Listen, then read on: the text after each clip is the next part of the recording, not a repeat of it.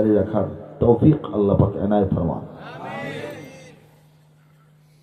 এই মাহফিলের মুহতারাম সভাপতি, আমন্ত্রিত ওলামায়ে কেরাম, মেহমান বৃন্দ, সামাজিক, রাজনৈতিক, সাংস্কৃতিক, ব্যবসায়িক এলাকার বিশিষ্ট ব্যক্তিবর্গ, আমার প্রাণপ্রিয় দেশপ্রেমিক, দিনপ্রেমিক, আল্লাহ এবং রাসূলের জন্য জীবন কোরবান করতে প্রস্তুত তাওহীদি জনতা, ছাত্র, যুব, তারুণ্য, পর্দার আড়াল থেকে তাদের কানে আওয়াজ যাচ্ছে, মা বোন সবাইকে হৃদয়ের গভীর থেকে আন্তরিক মোবারকবাদ জ্ঞাপন করছি। আমরা সকলেই আরেকবার বলি আলহামদুলিল্লাহ, আলহামদুলিল্লাহ। আল্লাহ রাব্বুল আলামিন যখন আদম আলাইহিস সালামকে নিজের হাতে বানাইলেন, আদম আলাইহিস সালাম তার মাটির মূর্তির মধ্যে যখন আল্লাহ পাক রূহ দিয়ে দিলেন, রূহটা দিলেন পায়ের বুড়ো আঙ্গুল থেকে। বলেন সুবহানাল্লাহ। এটা বুকের মধ্যে না, কোথায় দিলেন? প্রথম জীবনী শক্তি। এই যে একটা মাটির মূর্তি মানুষ হয়ে যাচ্ছে, জ্যান্ত হয়ে যাচ্ছে, এটা পায়ের বুড়ো আঙ্গুল থেকে শুরু হলো। সেখান থেকে আস্তে আস্তে রক্ত, চামড়া, গোশত, নখ, লোম, এভাবে হইতে হইতে হইতে জ্যান্ত, তাজা, সুন্দর, মানবীয় শরীর তৈরি হইতে থাকলো। টাকনু পার হয়ে, হাঁটু পার হয়ে, উরুদেশ পার হয়ে, তারপর আমাদের বক্ষদেশ, গণ্ডদেশ পার হয়ে, চেহারা পার হয়ে, মাথা পর্যন্ত। বলে সুবহানাল্লাহ।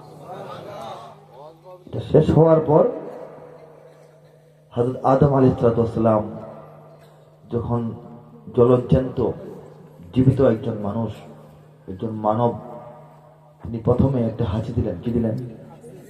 হাঁচি। একটা হাঁচি আসলো। হাঁচি আসার পর তিনি বললেন আলহামদুলিল্লাহ। বলা সুবহানাল্লাহ। তাহলে আমাদের আদি পিতা, সৃষ্টির প্রথম যিনি মানুষ, তিনি রব তাকে সৃষ্টি করলেন, তাই না? স্রষ্টা তাকে সৃষ্টি করলেন, তিনি একজন সৃষ্টি, আর সামনে দাঁড়ানো স্রষ্টা। তিনি স্রষ্টার সামনে সৃষ্টি হওয়ার পর প্রথম কোন কথাটা বললেন? আলহামদুলিল্লাহ। বলে সুবহানাল্লাহ। এই দুনিয়ার সমস্ত মানব মণ্ডলী, দুনিয়ার লীলা খেলা, দুনিয়ার জীবন যাপন, দুনিয়ার 2-4 দিনের যে জীবন, এটা পার হয়ে সুখ, দুঃখ, আনন্দ, বেদনা, উত্থান, পতন, যেভাবেই যার জীবন পার হোক, পারতে হবে।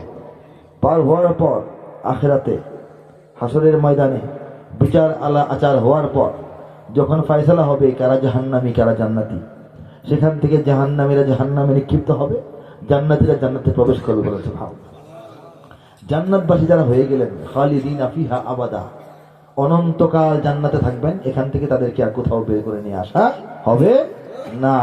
এই সিদ্ধান্ত হওয়ার পর যার যার এলাকা এবং পুরস্কার বুঝে পাওয়ার পর ফেরেশতারা জিজ্ঞেস করবে জান্নাতবাসীদেরকে যে আপনাদের শেষ কথাটা কি? সব তো শেষ, এখন আপনারা শেষ পর্যন্ত আপনাদের কথাটা কি? আপনাদের অভিমত কি? আপনাদের মতামত কি?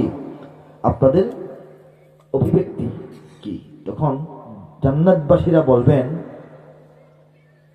ওয়া আখিরু দাওয়ানা আনিল হামদুলিল্লাহি রাব্বিল আলামিন। আমাদের শেষ কথা হচ্ছে সমস্ত প্রশংসা রব্বুল আলামিনের জন্য শুধুই। বলেন সুবহানাল্লাহ। মানব জাতির প্রথম কথাটা আলহামদুলিল্লাহ, আর এখানে শেষ ঠিকানায় পৌঁছার পর, সব বুঝে পাওয়ার পর শেষ কথাটা কি? আলহামদুলিল্লাহ। এই জন্য আমরা আবারও বলি আলহামদুলিল্লাহ। আমরা তো গরিব মানুষ, টাকা নাই, পয়সা নাই, বিদেশি বন্ধু নাই, মিডিয়ার কোনো সাপোর্ট আমাদের নাই, আমাদের শক্তিশালী সংগঠন নাই, যোগ্য নেতা নাই, মোটামুটি যারা নেতৃত্ব দেন তাদের মধ্যে ঐক্য নাই। ঠিক কিনা বলেন? কিন্তু দুনিয়ার মানুষকে আল্লাহ রাব্বুল আলামিন যত রকমের নিয়ামত দান করেছেন, এই নিয়ামতগুলি আমরা কম বেশি পেয়েছি, কিন্তু অতি অল্প। আল্লাহ পাক টাকা পয়সা, বাড়ি গাড়ি, ধন দৌলত দেন নাই? বিশ্বের মানুষকে সহায় সম্পদ দিয়েছেন। আল্লাহ পাক মান সম্মান ইজ্জত আবরু চেয়ার পাওয়ার দেন নাই? দিয়েছেন। আল্লাহ পাক মানুষকে উত্তম স্ত্রী, উত্তম সন্তান, উত্তম বংশধর দান করেছেন। কম বেশি সবাই একরকম না। আল্লাহ রাব্বুল আলামিন মানুষকে সৌন্দর্য, সুস্থতা, দীর্ঘ হায়াত দান করেছেন। আল্লাহ পাক মানুষকে জ্ঞান, বুদ্ধি, মেধা, প্রতিভা, বিবেচনা শক্তি, অনুভূতি শক্তি এইসব দান করছেন, ঠিক কিনা বলেন? এই সমস্ত জিনিস পৃথিবীর সমস্ত মানুষকে দান করেছেন, মুমিনদেরকেও কাফেরদেরকেও, যারা আল্লাহর একত্ববাদী বিশ্বাসী তাদেরকেও, যারা আল্লাহর সঙ্গে প্রতিদিন বেয়াদবি, প্রতিদিন বিদ্রোহ, প্রতিদিন অস্বীকার অমান্য করতেছে তাদেরকেও, এমনকি তাদেরকে আমাদের চাইতে বেশি।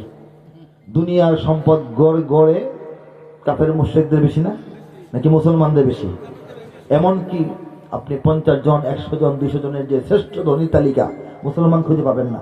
যদি পান, আরবের কিছু বদকার মুসলমান পাবেন, যারা ইসলামের কলঙ্ক, ঠিক না বলেন? যারা মদ্যপ, যারা নারীবাজ, যারা নাকি ইসলামের ধারে কাছে নয়, শরীয়তকে লঙ্ঘন করতেছে, এই ধরনের কিছু ধনী লোক পাবেন। কিন্তু মুত্তাকি, পরহেজগার, ইমানদার, মুমিন মুসলমানদেরকে বিশ্বের শ্রেষ্ঠ ধনীদের তালিকা পাবেন না। কাফের মুশরিক পাবেন, ইহুদি পাবেন, নাসারা পাবেন। বিশ্বের শ্রেষ্ঠ ধনী এখন কে, আগে কে ছিল? হিসাব করেন, সব অমুসলিম, ঠিক কিনা বলেন? সারা দুনিয়ার মুসলমানদের ক্ষতির চেষ্টা চিন্তা ওরা করতেছে, অথচ আল্লাহ পাক ধন সম্পদ ঢেলে দিয়েছেন। হালালে হোক হারামে হোক সে পাইছে, ঠিক কিনা বলেন? এই যে সমস্ত নিয়ামত তারা পেল, আমরা কারা? আমরা মুমিন, বলেন সুবহানাল্লাহ। আমরা আল্লাহকে সিজদা করি, আল্লাহকে রুকু করি, আল্লাহর জন্য তাসবিহ করি, তাহলিল করি, আমরা জিকির করি, আজকার করি, আমরা তেলাওয়াত করি। আমরা নিজের কামাই করা সম্পদ, কষ্টের এই সম্পদ থেকে আল্লাহ বলেছেন, এই জন্য আল্লাহর হুকুম মেনে অন্য মানুষকে জাকাত দিয়ে দিই। নিজেদের সারা জীবনের সঞ্চয়, এই সঞ্চয় দিয়া গাড়ি কেনার আগে হজ করি, ঠিক না বলেন? এটা এই যে এত কুরবানি, এবং আল্লাহর দ্বীনের জন্য, শরীয়তের বিধান রক্ষার জন্য, রাসূলের ইজ্জত রক্ষার জন্য, কোরআনের সম্মান রক্ষার জন্য আমরা জীবন পর্যন্ত রাজপথে বিলিয়ে দিই। কিন্তু আমরা তো ঠকলাম নাকি? এত কিছু করি, পাইলাম না কিছু নাকি? আমরা যেটা পেয়েছি এটাই আল্লাহর পক্ষ থেকে বান্দার জন্য সর্বশ্রেষ্ঠ সম্পদ, বলে সুবহানাল্লাহ। সেই সম্পদের নাম হচ্ছে ঈমান। নাম কি? এই ঈমান। এই ঈমান আমাদের আছে বলেই আমরা সবাই তৌহিদি জনতা, বলেন সুবহানাল্লাহ। তৌহিদি জনতা, এক হও এক হও স্লোগান দেওয়া হয় না? মানেটা কি? তৌহিদি জনতা কারা? বিশ্বের সমস্ত একত্ববাদী মানুষেরা তৌহিদি জনতা, বলেন সুবহানাল্লাহ। ঈমানের 3টা স্তর, আল্লাহর উপর ঈমানের 3টা স্তর। আমানতু বিল্লাহি, এরপর তো ওয়া মালাইকাতিহি ওয়া কুতুবিহি ওয়া রুসুলিহি ওয়াল ইয়াউমিল আখিরি ওয়াল কদরি খাইরিহি শাররিহি মিনাল্লাহি তাআলা ওয়াল বা'সি বা'দাল মাউত, সবই তো আছে। শুরু করলাম কি দিয়ে? আল্লাহ। আল্লাহর উপরে ঈমানদারি 3টা স্তর, বলেন সুবহানাল্লাহ। প্রথম স্তর হলো আল্লাহ যে রব, এটা মানতে হবে। রব কাকে বলা হয়? যিনি সৃষ্টি করেছেন, যিনি লালন পালন করছেন, যিনি রিজিক বন্টন করছেন, যিনি রিজিক নিয়ন্ত্রণ করছেন, যিনি রিজিকের হিসাব নেবেন, যিনি সবকিছু ম্যানেজমেন্ট করতেছেন একা, তিনি হচ্ছেন রব, বলেন সুবহানাল্লাহ। দ্বিতীয়, এই রব যে বিশ্বাস করা, এটা কাফের মুশরিকদের মধ্যে অনেকেই আল্লাহকে রব মানে। ইহুদিরাও মানে, খ্রিস্টানরাও মানে। তারাও জানে আল্লাহ সৃষ্টিকারী, সৃষ্টিকর্তা আল্লাহ ছাড়া অন্য কারো নাম তারা বলে না। আল্লাহই কোরআনে বলছেন, এদেরকে জিজ্ঞেস করো তো কে সৃষ্টি করছে, তারা বলবে আল্লাহ। এদেরকে জিজ্ঞেস করো তো আসমানের মধ্যে মেঘ কে পাঠায়, মেঘ থেকে বৃষ্টি কে ঝরায়, এই বৃষ্টি হওয়ার পর জমিন থেকে ফসল কে ফলায়, রিজিক কে দান করে, তারা বলবে আল্লাহ। এটা আল্লাহই বলে দিয়েছেন, বলেছে আল্লাহ। তাহলে ওদের সাথে আমার সমস্যা কি? আমাদের সমস্যাটা কোথায় ওদের সাথে? ওরা তো আল্লাহকে রব মানতেছে, সৃষ্টিকর্তা। নাস্তিকরা মানে না, কিন্তু খ্রিস্টানরা, ইহুদিরা জানে সৃষ্টিকর্তাকে, জানে। তারা তো কোনো না কোনো নবীর উম্মত, কিন্তু পথভ্রষ্ট, ঠিক কিনা বলেন? মুসা আলাইহিস সালামের উম্মত পথভ্রষ্ট ইহুদিরা, ঈসা আলাইহিস সালামের উম্মত পথভ্রষ্ট নাসারা, খ্রিস্টানরা। গায়রিল মাগদুবি আলাইহিম ওয়ালাদ-দাল্লিন, মাগদুব হলো ইহুদিরা, যাদের উপর আল্লাহর রাগ, আর ওয়ালাদ-দাল্লিন পথহারা, তাদেরকে দ্বারা খ্রিস্টানকে বোঝানো হয়েছে, ঠিক কিনা বলেন? এই যে দুই গোষ্ঠী এরা আছে। আরো যারা নবী থেকে যাদের দিন আসছে কিন্তু নষ্ট হয়ে গেছে, তারাও আল্লাহকেই রব মানে। তাহলে তাদের সঙ্গে পার্থক্যটা দেখার জন্য আমাদের আল্লাহকে বিশ্বাস করার দ্বিতীয় স্তরে যেতে হবে। দ্বিতীয় স্তর হলো আল্লাহকে ইলাহ মানা, বলেন সুবহানাল্লাহ। ইলাহ কি? উপাস্য, যিনি উপাসনার যোগ্য, যার ইবাদত করা যাবে, করতে হবে। এই বিশ্বাসের মধ্যেও আমরা মুসলমানরা যেমন আছি, আরো অন্যান্য অনেক জাতি আল্লাহকে ইলাহ ইলাহ বিশ্বাস করে করে এবং আল্লাহর ইবাদত করে। তাদের মতো তারা করে, তাদের মতো আল্লাহকে তারা ডাকে। ভিন্ন নাম থাকতে পারে, কিন্তু আল্লাহ যে আল্লাহ চিনে, জানে। সবচেয়ে বড় প্রমাণ হলো মক্কার কুরাইশরা, আবু জাহেল, আবু লাহাব, উতবা, শাইবা, উমাইয়া বিন খালফ, এই যে বড় বড় কাফেররা, তারা কাবা ঘরকে কি বলতো? আল্লাহর ঘর। কি বলতো? বাইতুল্লাহ। কাজী তারা আল্লাহর নামটা জানে, আল্লাহকে চিনে এবং আল্লাহর ইবাদত তারা করত। ঠিক আছে? এমনকি বদর যুদ্ধের দিন আমাদের নবী করিম সাল্লাল্লাহু আলাইহি ওয়াসাল্লাম সাহাবায়ে কেরাম আজমাইনকে নিয়ে তিনি তো বের হয়ে আসছেন। যুদ্ধের জন্য প্রথম বের হয়ে আসেন নাই, অন্য ঘটনা আছে, কিন্তু যুদ্ধের মুখোমুখি হয়েছেন। কাফেলা নিয়ে আসছেন মদিনা থেকে, তাই না? আর মক্কা থেকে কাফেররা রওনা হয়ে গেছে। মক্কা থেকে যখন কাফেররা রওনা হয়ে যায়, আবু জাহেল কাবার গিলাফ ধরে আল্লাহর কাছে দোয়া করেছে, হে রব্বে কাবা, হে আল্লাহ, ঠিক আছে, যারা হকের উপর আছে তাদেরকে বিজয় দান করো। দোয়াটা কে করছে? আল্লাহ কবুল করছেন। সে মনে করতো সে হকের উপর আছে, ঠিক কিনা বলেন? এতে বোঝা গেল আল্লাহকে তারা চিনে, আল্লাহকে তারা মানে, আল্লাহকে তারা ইবাদত করে। আল্লাহ রব, আল্লাহ ইলাহ, উপাস্য, উপাসনার যোগ্য, এটাও জানে। তাহলে সমস্যাটা কোথায়? নবীজির সঙ্গে কুফফারদের সমস্যাটা কোথায়? আর দুনিয়ার সমস্ত কাফেরদের সঙ্গে আমাদের সমস্যাটা কোথায়? পার্থক্যটা কোথায়?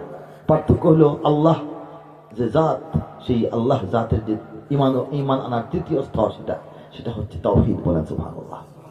প্রথমটা হচ্ছে রুবুবিয়ত। আল্লাহর রুবুবিয়তকে আমরা সবাই স্বীকার করি, আল্লাহর উলুহিয়াতকে আমরা ছাড়াও অনেকে স্বীকার করে, কিন্তু আল্লাহর ওয়াহদানিয়াতকে শুধুমাত্র আমরা বিশ্বাস করি। আমি মাহফিল করে নামার পর যদি কেউ মুসাফা করে বলেন, হুজুর আপনার বয়ান কি যে ভালো লাগে, বিরাট মহব্বত করি আপনাকে, আপনার সব বয়ান শোনার চেষ্টা করি, বলে না? আমি তো মানুষ, মানবীয় কারণে খুশি হয়ে যাব, কিন্তু আল্লাহকে এইটুকু বললে আল্লাহ খুশি হবেন না, সন্তুষ্ট হবেন না। হে আল্লাহ, আপনাকে অনেক ভালোবাসি, আপনার ইবাদত করি, হবে না। বলতে হবে আপনি ছাড়া আর কেউ ইবাদত করি না, ঠিক কিনা? আমাকে যে বললেন একজন যে আপনার বয়ান খুব শুনি, আপনাকে মহব্বত করি, এর মানে কি উনি অন্য কোনো বক্তার বয়ান শোনে না? অন্য কোনো আলেম কি আর ভালোবাসে না নাকি? বাঁচতে পারে না? আল্লাহকে এই অর্ধেক বললে হবে না, বলতে হবে প্রথম লা ইলাহা, কোনো ইলাহি নাই ইল্লাল্লাহ, খালি আপনি আছেন, শুধু আপনি আছেন, বলেন সুবহানাল্লাহ। আপনি ছাড়া আর সিজদা করার যোগ্য কেউ নেই, বলেন সুবহানাল্লাহ। ওয়ালাম ইয়াকুল লাহু কুফুয়ান আহাদ, আল্লাহর মতো, আল্লাহ সমমানের কেউই নাই, কিছুই নাই। এটা মানতে হবে, বলতে হবে, বিশ্বাস করতে হবে, সারা জীবনের কাজে এটা প্রমাণ করতে হবে। এই যে এই জায়গায় এসে তাদের সঙ্গে আমাদের পার্থক্য। তারাও আল্লাহকে ইলাহ মানে, সাথে আরো 360 জন, ঠিক কিনা? তারাও আল্লাহকে ইলাহ মানে, মনে করে আল্লাহর মন্ত্রী পরিষদ লাগে, আল্লাহ বোধহয় একলা দুনিয়া চালাতে পারেন না, নাউযুবিল্লাহ। তারা মনে করে আল্লাহর বৃষ্টি দেওয়ার মন্ত্রী একজন, বিদ্যার একজন, এই ধন সম্পদের একজন। এটা কাবার মধ্যে যে 360 মূর্তি, তাদেরকেও আল্লাহর সহজ সাহায্যকারী, পরামর্শদাতা মনে করতো তারা, উপদেষ্টা মন্ডলী। বুঝতে পারছেন নি? কিন্তু এটা করা যাবে না। এই জন্য হযরত বিলাল রাদিয়াল্লাহু তাআলা আনহু যখন আহত, একেবারে অবস্থা খারাপ, অত্যাচার, নির্মমতায় তার জিহ্বার নিচেও এক খণ্ড জ্বলন্ত কয়লা ঢুকিয়ে দেওয়া হয়েছে। তিনি আশহাদু আল্লা ইলাহা ইল্লাল্লাহ ওয়া আশহাদু আন্না মুহাম্মাদুর রাসূলুল্লাহ পড়তে পারতেছেন না। তিনি তখন কি বলছিলেন? আহাদ আহাদ আহাদ। তিনি তো আল্লাহ আল্লাহ আল্লাহ বলতে পারতেন, কারণ শব্দটা তো ছোটই। লম্বা করে কলিমা না পড়তে পারলেও আল্লাহ আল্লাহ করতে পারতেন না? আল্লাহ না বলে আহাদ আহাদ বললেন কেন? শব্দটা তো কাছাকাছি, সমানে 3 হরফের, তাই না? এটা কারণ হইল, প্রথমত আল্লাহ বলতে গেলে এই যে জিহ্বাটাকে যেভাবে চাপ দিয়ে উপরে ধরতে হয়, এটা ওনার জিহ্বা তখন শক্তি পাচ্ছিল না, ব্যথা, ঠিক কিনা বলেন? প্যারালাইজড হয়ে গেছে। এই কারণে তিনি আহাদ আহাদ বলাটা একটু সহজ, এই জন্য বলতেছিলেন। এটা হলো একটা ফিজিক্যাল, বৈজ্ঞানিক, যৌক্তিক ব্যাখ্যা, কিন্তু আধ্যাত্মিক ব্যাখ্যা, রুহানি ব্যাখ্যা এবং ইমানি ব্যাখ্যা হচ্ছে যে তিনি যদি আল্লাহ আল্লাহ আল্লাহ করতেন, কাফেররা বুঝতো না যে সে কি এখনো মুহাম্মদের দলে আছে নাকি মাইর খেয়া আয়সা পড়ছে। আল্লাহ তো তারাও বলে, আবু জাহেলের মাইর দিলে কি করবো? সত্য মাইর দিলে আল্লাহ আল্লাহ বলতে পারে, আল্লাহকে মানে তো, ঠিক না? কিন্তু হযরত বিলাল রাদিয়াল্লাহু তাআলা বুঝাতে চেয়েছেন যে না, যে যে কথা নিয়ে তোমাদের সঙ্গে আমাদের লড়াই, যে কথাটা আমার নবী মুহাম্মদ দুনিয়াতে প্রচার করতে আসছেন, আল্লাহ ছাড়া আর কোনো মাবুদ নাই। এর মানে হলো আহাদ, একক, একক আল্লাহ, এক এবং একক, আর নাই, দ্বিতীয় নাই, দ্বিতীয় নাই। এই কথাটাই মধ্যে তো, এই কথাটার জন্যই তো আমাকে মারতেছো, আমি এই কথা থেকে সরি নাই। আহাদ, আহাদ, আহাদ, বলা সুবহানাল্লাহ। যেখানে দ্বন্দ্ব, এটাকে তিনি স্পষ্ট ভাবে বলতেছেন যে আহাদ, এক, এক, একক, একক। তোমরা তো এক মানো না, মানো কিন্তু এক মানো না, আর আমরা বলি এক। কাজে আমাকে যতই মারো, যতই পিটাও, আমি মৃত্যুর কাছে চলে আসলো, আমি বলতেছি আহাদ, আমি আমার পথ থেকে, মত থেকে, মুহাম্মাদের দল থেকে ছুটি নাই। ঠিক কিনা বলেন? আমরা হলাম সেই সব মুসলমান, এই জন্য আমরা হলাম তাওহীদি জনতা। বলেন সুবহানাল্লাহ। আমাদের স্লোগান, জাতীয় স্লোগান হচ্ছে আল্লাহু আকবার। বলেন ঠিক কিনা? এদেশে আল্লাহু আকবারের সুরে সূর্য ওঠে, এদেশে আল্লাহু আকবারের সুরে সূর্য ডোবে, এদেশে আল্লাহু আকবারের সুরে সূর্য ওঠে, এদেশে আল্লাহু আকবারের সুরে সূর্য ডোবে। এদেশের মাল্লা মাঝি কিষান মজুর সবার ঠোঁটে শোনো রে লা ইলাহা ইল্লাল্লাহর জিকির ওঠে। এদেশের মাল্লা মাঝি কিষান মজুর সবার ঠোঁটে শোনো রে লা ইলাহা ইল্লাল্লাহর জিকির ওঠে। ইমানের তপ্ত আগুন জ্বলছে সবার বুকে বুকে, ইমানের তপ্ত আগুন জ্বলছে সবার বুকে বুকে, সে আগুন দেশ হতে দেশ দেশান্তরেও জ্বালতে হবে। এদেশে আল্লাহু আকবারের সুরে সূর্য ওঠে, এদেশে আল্লাহু আকবারের সুরে সূর্য ডোবে। এদেশের পথে ঘাটে, এদেশের বাজার হাটে, এদেশের এদেশের এদেশের এদেশের এদেশের গঞ্জে গ্রামে খোদার নামের তসবিহাতে কত পীর আউলিয়াদের অশ্রু ঝরে গভীর রাতে। যে দেশের সন্তানেরা মক্তবে যায় কোরআন বুকে, যে দেশের সন্তানেরা মক্তবে যায় কোরআন বুকে, সে দেশে আল কোরআনের শাসন কায়েম করতে হবে। এদেশে আল্লাহু আকবারের সুরে সূর্য ওঠে, এদেশে আল্লাহু আকবারের সুরে সূর্য ডোবে। এদেশে আল্লাহু আকবারের সুরে সূর্য ওঠে, এদেশে আল্লাহু আকবারের সুরে সূর্য ডোবে। এদেশের জলে স্থলে, এদেশের ফুল ফসলে, এদেশের এদেশের এদেশের এদেশের এদেশের সবুজ মাটি সবুজ ঘাসে সবুজ বনে, মদিনার সবুজ মিনার ঝলসে ওঠে দুই নয়নে। এদেশের শিকড় তো নয় দিল্লিতে বা ওয়াশিংটনে, এদেশের শিকড় তো নয় দিল্লিতে বা ওয়াশিংটনে, এদেশের শিকড় জানি ছড়িয়ে আছে দূর আরবে। এদেশে আল্লাহু আকবারের সুরে সূর্য ওঠে, এদেশে আল্লাহু আকবারের সুরে সূর্য ডোবে। এদেশে আল্লাহু আকবারের সুরে সূর্য ওঠে, এদেশে আল্লাহু আকবারের সুরে সূর্য ডোবে। ঠিক না বলেন? এটা বাংলাদেশ। এদেশে প্রতিদিন সূর্য উদিত হয় ফজরের আজানের ধ্বনিতে। ঠিক কিনা বলেন? প্রতিদিন সূর্য অস্ত যায় মাগরিবের আজানের ধ্বনিতে। ঠিক কিনা বলেন? ইমানের তপ্ত আগুন জ্বলছে সবার বুকে বুকে, কেউ বাদ নাই। বলেন তো কার কার বুকে আগুনটা আছে? হাত তোলে। লিল্লাহি তাকবীর, লিল্লাহি তাকবীর। এই আগুন নিয়ে আমরা বসে থাকবো না, সে আগুন দেশ হতে দেশ দেশান্তরেও জ্বালতে হবে। এই জন্য কাঁটাতারের বেড়া দিতেছে, এই জন্য কাঁটাতারের বেড়া দেওয়ার জন্য পাগল হয়ে গেছে। ঠিক কিনা? কোন দিক দিয়ে? নৌকায় দিতেছে, চাপাই নবাবগঞ্জে দিতেছে, আর নানান দিক দিয়ে ইমানের আগুন নিয়ে ঢুকে যায় যদি আবার সমস্যা না? পাগল হয়ে গেছে। আমাদের এই যে প্রত্যয়, এই যে অঙ্গীকার, এই যে আমাদের ঘোষণা, এটা সামনে দিল্লি থরথর করে কাঁপছে, ওয়াশিংটন টেনশনে আছে। ঠিক না বলেন? বেজিং এর মাথা খারাপ, তারা বুঝতেছে না বাংলাদেশ থেকে সামনে হবেটা কি। কথা ঠিক কিনা? তারা বলে না মক্করবাজি করে, কথাটা চালু আছে এদিকে। মকরবাজি, মকরবাজি কোনটারে বলে? অর্থ কি? কি বোঝায়? হ্যাঁ, এটা কোরআনের আয়াত থেকে নিছে। ওমা কারু, ওমা কারু, আল্লাহ বলেন এরা মকরবাজি করে, মানে হলো তারা চক্রান্ত করে, ষড়যন্ত্র করে, নানা রকমের কলা কৌশল। আল্লাহ শত্রুরা, নবীর শত্রুরা, দিনের শত্রুরা, মুসলমানদের শত্রুরা। আল্লাহ বলছেন তারা ওয়ামাকারু, তারা মাকার করে, কি করে? ষড়যন্ত্র করে, চক্রান্ত করে। ওয়ামাকার আল্লাহ, আমি আল্লাহ আমার কৌশল অ্যাপ্লাই করি, আমিও আমার পরিকল্পনা নিখুঁত ভাবে একদম আগে থেকে ধার্য করে রাখি। আল্লাহু খায়রুল মাকিরিন, আর আমি তোমাদের আল্লাহ, আমি হইলাম সর্বশ্রেষ্ঠ সর্বোচ্চ পরিকল্পনাবিদ। আমার পরিকল্পনার বাইরে দুনিয়ার কিছু হবে না, ঠিক কিনা বলেন? আমরা মুসলমান কেমনি হইলাম মুসলমান? ইমান এত সহজ নয়। হযরত নূহ আলাইহিস সালামের সন্তান একটা ইমান পায় নাই, ধ্বংস হয়েছে, ঠিক কিনা বলেন? হযরত ইব্রাহিম আলাইহিস সালামের আব্বা ইমান পায় নাই। হযরত লূত আলাইহিস সালামের স্ত্রী ইমান পায় নাই। হযরত মুহাম্মদ মুস্তাফা মুর্তজা মুজতাবা সাল্লাল্লাহু আলাইহি ওয়াসাল্লামের আপন চাচা একজন, সবচেয়ে বেশি আদর্শ হক যিনি করেছেন, ইমান পায় নাই, ঠিক কিনা বলেন? নবীর বংশের লোকেরা ইমান পায় নাই। নবীরা কম দোয়া করছেন না বেশি দোয়া করছেন? এই দোয়া কি নিরস না সরস? নবীদের দোয়া আল্লাহর কাছে পছন্দনীয় না অনেক, কিন্তু হযরত ইব্রাহিম আলাইহিস সালাম তিনি হলেন খলিলুল্লাহ, বলেন সুবহানাল্লাহ। আমাদের নবী তিনি হচ্ছেন হাবিবুল্লাহ, বলেন সুবহানাল্লাহ। আল্লাহর হাবিব, আল্লাহর খলিল দুইজন তাদের ডাইরেক্ট আব্বার জন্য, আপন চাচার জন্য আল্লাহর কাছে দোয়া করছেন। কিন্তু আল্লাহ নবীদের দোয়াটা আল্লাহর ভালো লাগছে, কিন্তু যাদের জন্য দোয়া করছেন তাদের অন্তরটা আল্লাহর ঘৃণা লাগছে।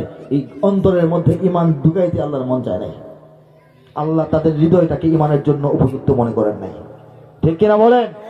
ইমানের জন্য যে আকাঙ্ক্ষা, ইমানের জন্য যে নম্রতা, ইমানের জন্য যে একটা, এটাকে বলা হয় মুহাব্বত, ইমান পাওয়ার পর গ্রহণ করার যোগ্যতা, এইগুলি সেই অন্তরে ছিল না। এই জন্য আল্লাহ পাক এই দোয়ার পরিপ্রেক্ষিতে ইমানের ফয়সালা করেন। অথচ আল্লাহ বলেন, কি বলেন? মান ইয়াহদিহিল্লাহু ফালা মুদিল্লা লাহু ওয়া মান ইউদ্লিলহু ফালা হাদিয়া লাহু। আমি আল্লাহ যাকে হেদায়েত দিই তাকে কেউ পথহারা বানাইতে পারে না, আমি যাকে পথহারা বানায় রাখি তারে কেউ পথে আনতে পারে না। নবীরা টানে, রাসূলরা টানে, ওলিরা টানে, গাউসরা টানে, কুতুবরা টানে, আলেমরা টানে, খালি টানতে পারে কিন্তু কেউ আনতে পারে না। টানা মানে দাওয়াত দেওয়া, দাওয়াত তো সবাই দেয়, কিন্তু কোন লোক আসবে কোন লোক আসবে না ফয়সালা কার হাতে? যে আল্লাহর হাতে ফয়সালা ছাড়া ইমান নসিব হয় না। যে আল্লাহ ইব্রাহিম আলাইহিস সালাম দুনিয়ার সমস্ত মুসলমানের পিতা, আসলাম মাত্র রাস্তা দিয়েছেন এদিকে, স্বাধীনতার পরে গেছেন এদিকে, হযরত ইব্রাহিম আলাইহিস সালাম সড়ক লেখা না? মাশাআল্লাহ, ভালো লাগে এদিকে আসলে, ভালো লাগে না আপনাদের? আপনাদের এলাকায় আসলে হযরত ইব্রাহিম আলাইহিস সালাম সড়ক দিয়ে আসতে হয়। সড়কের নাম দেওয়া হয়েছে, বলেন সুবহানাল্লাহ। দেওয়া হয়েছে তো হয়েছে, ঠিক কিনা? দেওয়া হয়েছে তো হয়েছে। বাংলাদেশের সংবিধান কি কোরআন শরীফ? হাদিসের কিতাব? প্রথম কি সূরা ফাতিহা লেখা আছে, কিন্তু শুরুতে বিসমিল্লাহ আছে না? এই কোরআন শরীফ যেহেতু না, বিসমিল্লাহ থাকলে কি না থাকলে কি, কিন্তু বিসমিল্লাহ যদি বাংলাদেশের সংবিধানে আদৌ লেখা না হতো ভিন্ন কথা ছিল। যেহেতু একবার লেখা হয়ে গেছে, এইটা কাটার সাহস কেউ নাই, আমরা দেব না, ঠিক কিনা বলেন? সংবিধানের শুরুতে বিসমিল্লাহ যদি লেখা না হতো সেটা ভিন্ন কথা ছিল। যেহেতু কোনো উসিলা এটা লেখা হয়ে গেছে, এখন এটা লাল কালি দিয়ে কেটে বাদ দিবা, এই ক্ষমতা বাংলাদেশে আসমানের নিচে কাউকে দেওয়া হবে না, ঠিক কিনা বলেন?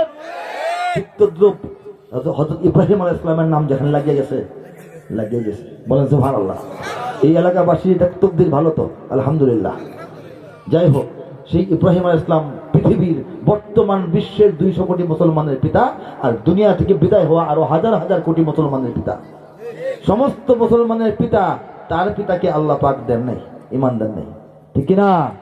সেই ইমান বাংলাদেশের শতকরা 94.6% মানুষকে আল্লাহ পাক দান করছেন। হৃদয়টা একদম শান্তিতে ভৈরা বলেন আলহামদুলিল্লাহ, বিস্মিত হয়ে বলেন সুবহানাল্লাহ, আর গর্ব করে বলেন আল্লাহু আকবার। এই আল্লাহু আকবারের আওয়াজ বাংলাদেশের মুসলমানদের জন্য সারা পৃথিবীকে কাঁপিয়ে দেওয়ার মতো আওয়াজ, ঠিক কিনা বলেন?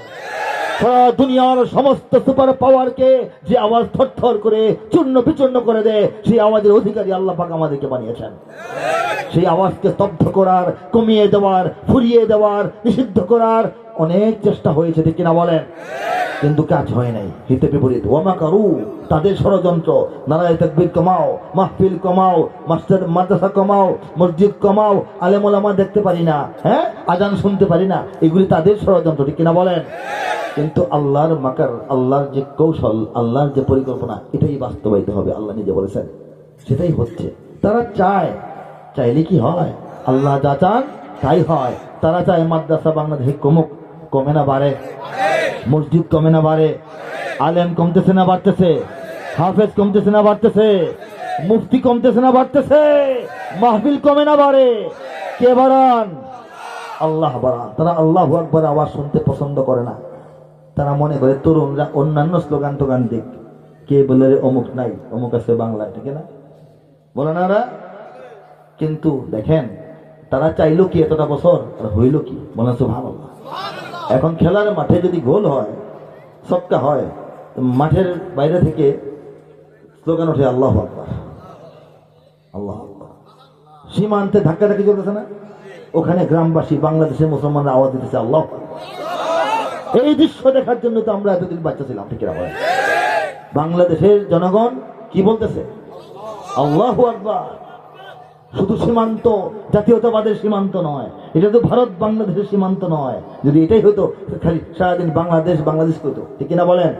কিন্তু এই দেশের মানুষ, এই দেশের যুবকেরা, এই দেশের নারীরা, এই দেশের পুরুষেরা, এই দেশের গ্রামবাসী, এই দেশের শহরবাসী, এই দেশের জনতা বুঝে গেছে, না, ভারতের সঙ্গে আমাদের পার্থক্য শুধু কাঁটাতারের নয়, শুধু একটা সীমানার নয়, পার্থক্য হচ্ছে তাওহীদ এবং শিরকের। কাজে তারা যখন শিরকি আক্রমণ চালাবে, আমাদের তাওহীদ জবাব দিতে হবে, বলতে হবে আল্লাহু আকবার। কেউ তো শিখাই দেয় না, কোনো আলেম ওলামা সেখানে যায় না। গ্রামের মানুষ তারা স্লোগান দিচ্ছে নারায়ে তাকবীর, আল্লাহু আকবার। যেহেতু কাঁটাতারের ওই পারে ভারত দাঁড়ায় আছে, তাকে তো আল্লাহু আকবারই বলতে হবে। এই চেতনাটাকে মুছে ফেলার জন্য বাংলাদেশের যুবকদের, তরুণদের, জনগণের মন থেকে অনেক চেষ্টা হয়েছে।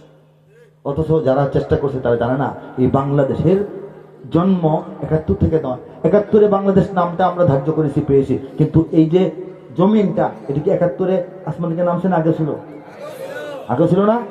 এই জমিনটা আরো অনেকবার পরাধীন হয়েছে, অনেকবার স্বাধীন করতে হয়েছে, আরো অনেক মুক্তি সংগ্রামী এদেশে লড়াই করেছেন। ইংরেজদের বিরুদ্ধে সবচেয়ে বড় লড়াই করেছেন ওলামায়ে কেরাম, ঠিক কিনা বলেন? এবং যখন নাকি বঙ্গভঙ্গ হয়, একদিকে পূর্ববঙ্গ, একদিকে বঙ্গটা নির্ধারিত হয় হিন্দুত্ববাদের কারণে, আর মুসলমানিত্বের পরিচয়ে এই পূর্ববঙ্গ আমরা পাই। এবং যখন ইংরেজ চলে যায়, তখন আমরা ভারতের ঘেরাওয়ের ভিতরে থাকা সত্ত্বেও ভারত হই নাই, আমরা হয়েছি পাকিস্তান, মুসলমানিত্বের পরিচয়ে, ঠিক কিনা বলেন? তা না হলে ভারত হইতাম। শুধু বাংলা ভাষা দিয়ে স্বাধীন থাকা যায় না। এই কলকাতার মানুষ তো বাংলা ভাষায় কথা বলে, ওরা কি ভারত থেকে স্বাধীন রাষ্ট্র করতে পারছে? আমরা মুসলমানিত্বের পরিচয়, ইমানের দাপটে আমরা আলাদা রাষ্ট্র পাইছি। এরপরে পাকিস্তানিদের সঙ্গে আমাদের বনাবনি হয় নাই, হওয়ার কথা না। এখানে এক খণ্ড, আরেকখানে এক খণ্ড। এরপরে তারা করছে জুলুম, নির্যাতন, রাজনৈতিক অত্যাচার, অর্থনৈতিক শোষণ এবং সাংস্কৃতিক আগ্রাসন সব করেছে। আমরা জালিমের বিরুদ্ধে মজলুমরা আবার যুদ্ধ করেছি, আবার স্বাধীন হয়েছি, ঠিক কিনা বলে? কিন্তু আসল কথা হলো, ইসলাম এবং মুসলমানিত্বের যুক্তিতে, শক্তিতে এই জমিন আমরা পেয়েছি। এটাকে রক্ষা করতে হলে, বাঁচাইতে হলে ইসলামের সঙ্গে আত্মীয়তা গভীর করতে হবে। ইসলামকে মাইনাস করে এই দেশকে স্বাধীন রাখতে পারবেন, ঠিক কিনা? বাংলার ইতিহাসে যখনই শত্রু আসে, পালাবার পথ খুঁজে পায় না। বাংলার ইতিহাসে যখনই শত্রু আসে, পালাবার পথ খুঁজে পায় না। ইংরেজ বেনিয়ারা এখানে খেয়েছে, তারা পালিয়ে গিয়েছে, পাক হয় না। বুঝে নিক আমেরিকা, বুঝে নিক ইন্ডিয়া, বুঝে নিক রাশিয়া ও চায়না। বুঝে নিক আমেরিকা, বুঝে নিক ইন্ডিয়া, বুঝে নিক রাশিয়া ও চায়না। মুমিনের এই মাটি, ইমানের এই ঘাটি কিছুতেই কেড়ে নেওয়া যায় না। মুমিনের এই মাটি, ইমানের এই ঘাটি কিছুতেই কেড়ে নেওয়া যায় না, যায় না, না না। মুমিনের এই মাটি, ইমানের এই ঘাটি কিছুতেই কেড়ে নেওয়া যায় না। সাহাবায়ে কেরামের আগমনে এই দেশ হাজারো বছর আগে ধন্য। ওলিদের মেহনতে গড়ে ওঠা এ জমিন কোটি কোটি মুমিনের জন্য, কোটি কোটি মুমিনের জন্য। এ মাটির ভাজে ভাজে শহীদের খুন আছে, এ জমিন কখনো শুকায় না। এ মাটির ভাজে ভাজে শহীদের খুন আছে, এ জমিন কখনো শুকায় না, এ জমিন কখনো শুকায় না। মুমিনের এই মাটি ইমানের এই ঘাটি কিছুতেই কেড়ে নেওয়া যায় না। এখানে বখতিয়ার 17 ঘোড় সাওয়ার নিয়ে তোলে কালেমার পতাকা। এখানে শাহজালাল শাহ মখদুম খান জাহানের দুর্গ গড়ে রাখা, ওলিদের দুর্গ গড়ে রাখা। এখানে উচ্চশীল শরীয়ত তিতুমির মরে তবু মাথা তো ঝুঁকায় না। এখানে উচ্চশীল শরীয়ত তিতুমির মরে তবু মাথা তো ঝুঁকায় না, মরে তবু মাথা তো ঝুঁকায় না। মুমিনের এই মাটি ইমানের এই ঘাটি কিছুতেই কেড়ে নেওয়া যায় না, যায় না, না না। মুমিনের এই মাটি ইমানের এই ঘাটি কিছুতেই কেড়ে নেওয়া যায় না, দেখে না। এখানে লক্ষ প্রাণ আকাশে দেয় আজান, জমিনে লুটায় কোটি কোটি শির। এখানে হাওয়ার আগে হাজারো কণ্ঠে জাগে, দিকে দিকে নারায়ে তাকবীর, দিকে দিকে নারায়ে তাকবীর। এখানে লক্ষ লক্ষ মসজিদ থেকে লক্ষ লক্ষ মুয়াজ্জিন প্রত্যেকটা দিন আল্লাহু আকবার আজানের সমুদ্র ধ্বনি এই বাংলাদেশের আকাশে বাতাসে ছড়িয়ে দেয়। এই ধ্বনি যখন কানে আসে তখন কোটি কোটি কপাল এই বাংলাদেশের জমিনের ধুলাবালির মধ্যে আল্লাহর উদ্দেশ্যে সেজদায় লুটিয়ে পড়ে, ঠিক কিনা বলেন? এটা অন্য কোথাও নয়, আমাদের এই জমিনে। বলেন সুবহানাল্লাহ। আঙ্গুলে দেখান, সাহস নিয়ে দেখান, ভরসা নিয়ে দেখান, এবং একটা কি বলে অন্তটা খুশিতে ভইরা একেবারে গৌরবের সঙ্গে দেখান এই জমিনে। কোন জমিনে? এই জমিন আল্লাহ পাক দান করেছেন অমুসলিমরা লুটে কেড়ে নিয়ে যাওয়ার জন্য না, ঠিক কিনা? এই জমিন আল্লাহ দান করেছেন আমাদেরকে পরাজিত করার জন্য না, ইনশাআল্লাহ। ইমান তো দান করছেন। আমরা তো ইমানের জন্য 2 পয়সা খরচ করি নাই, কোনো বিনা কষ্টে, বিনা খরচে, বিনা মেহনতে, বিনা চাওয়ায় ইমান চাইছেন কে বলেন? আমরা তো চাইও নাই। জন্মগত মুমিন মুসলমান, বলেছো ভালো।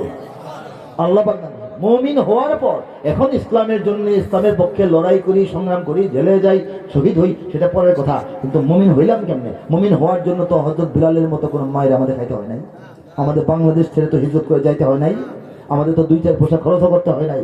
আল্লাহ পাক এত ভালোবেসেছেন, আমাদের হৃদয়গুলিকে আল্লাহ পাক ঈমান দেওয়ার জন্য উপযুক্ত বলে সাব্যস্ত করেছেন। এর চেয়ে বড় পাওয়ার কি হইতে পারে বলেন? এই যে প্রথম বললাম কি কি পাই নাই, কি কি পাই নাই, আরে কি দরকারটা পাওয়ার বলেন? যা পেয়েছি এটা নিয়ে 70, 80, 90 বছর আর বেশি কিছু না, ঠিক কিনা বলেন? এরপরেও আল্লাহ রাব্বুল আলামিন সারা দুনিয়ায় মুসলমান দিয়েছেন 200 কোটি। 10 ভাগের 1 ভাগ হলো 20 কোটি। 10 ভাগের 1 ভাগ মুসলমানে দিয়েছেন আমাদের দেশে, বলেন সুবহানাল্লাহ। দুনিয়াতে কি মুসলমানের দেশ মাত্র 10টা? 57টা মুসলিম দেশ একসাথে কমিটিভুক্ত হয়ে আছে OIC নামে। এর বাইরেও মুসলিম দেশ আছে, অমুসলিম দেশে তো কত মুসলিম আছে।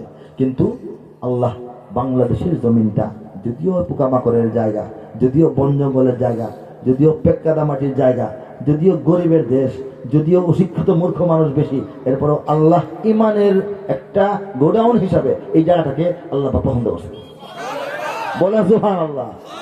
নীরবে নীরবে, গোপনে গোপনে, আড়ালে আড়ালে, ধীরে ধীরে আল্লাহ রাব্বুল আলামিন গোটা দুনিয়ার চোখে ধুলা দিয়া বাংলাদেশটাকে ইসলামের ঘাঁটি বানিয়েছেন। এই ঘাঁটিতে প্রায় 20 কোটি সৈনিক আল্লাহ তৈরি করতেছেন। আমাদের তরুণরা সেই আগামীর যুদ্ধে ইমানের পতাকা নিয়ে এগিয়ে যাবে ইনশাআল্লাহ, ঠিক কিনা?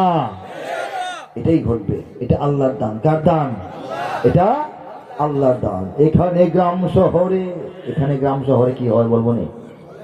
প্রস্তুত ঘরে ঘরে, কারা প্রস্তুত বলবো নি?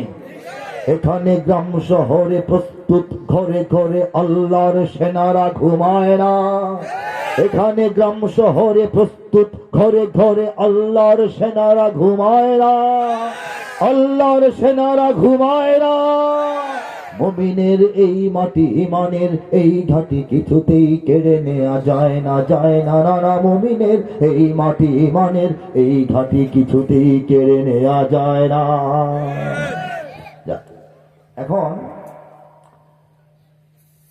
মাহফিলের দুইটা বিষয় একসঙ্গে দেখা যায়। একটা হলো যারা যুব সমাজ, আয়োজক মন্ডলী, তারুণ্য, তারা অধিক অধিক সঙ্গীত শুনতে চায়, কবিতা শুনতে চায়। যারা এলাকাবাসী, মুরব্বিয়ান, বাচ্চাচা এবং ওলামা হাজরাত, তারা কিছু আলোচনাও শুনতে চান। দুটার মধ্যে ব্যালেন্স করা আমার জন্য কঠিন হয়। এখন কথা বেশি হইলে যুবকদের একটা মনে আফসোস, সঙ্গীত বেশি হয় নাই। সঙ্গীত বেশি হইলে মুরব্বীরা বলবে যে কারা নিয়ে আসছো, ওয়াজ করলো না, খালি কি শোনাইলো সুর দিয়া, কথা কথা বেশি বুঝলাম না, কি করলো, কোনটা করতে পারি বলেন। সঙ্গীত আরো লাগবে, কোনটা কোনটা লাগবে শুনি। ইনশাল্লাহ আস্তে আস্তে সব হবে, আলোচনা সঙ্গীত সবই। এই তো আচ্ছা, যাই হোক, আল্লাহ পাক যা বলান তাই বলা হবে ইনশাল্লাহ, ঠিক না বলেন। একটা কথা প্রচলিত আছে না, খেলা হবে, ছিল না? ওইটা ওই কথা যাব না, কিন্তু খেলা হবে কথাটা ভুল। খেলা তো দুনিয়া শুরু থেকে হইতেছে, ঠিক না বলেন।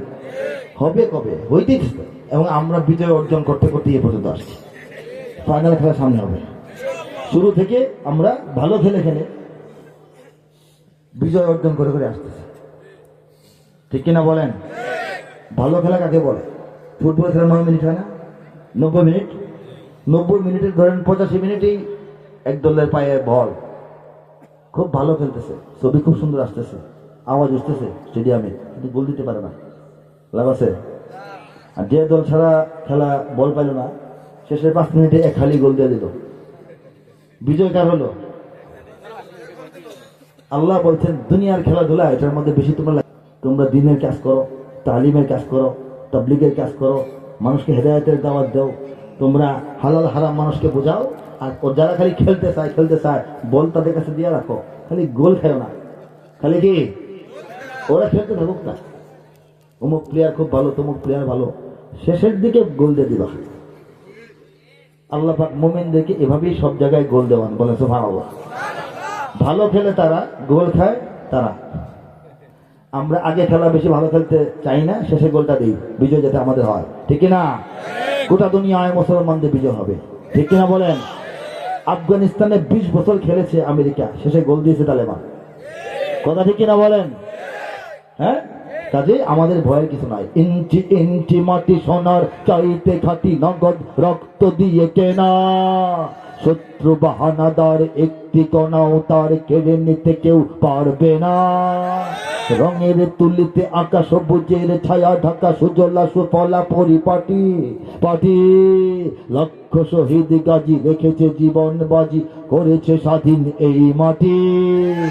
বাংলাদেশ আমার, বাংলাদেশ আমার, বাংলাদেশ তোমার, বাংলাদেশ সবার প্রাণ।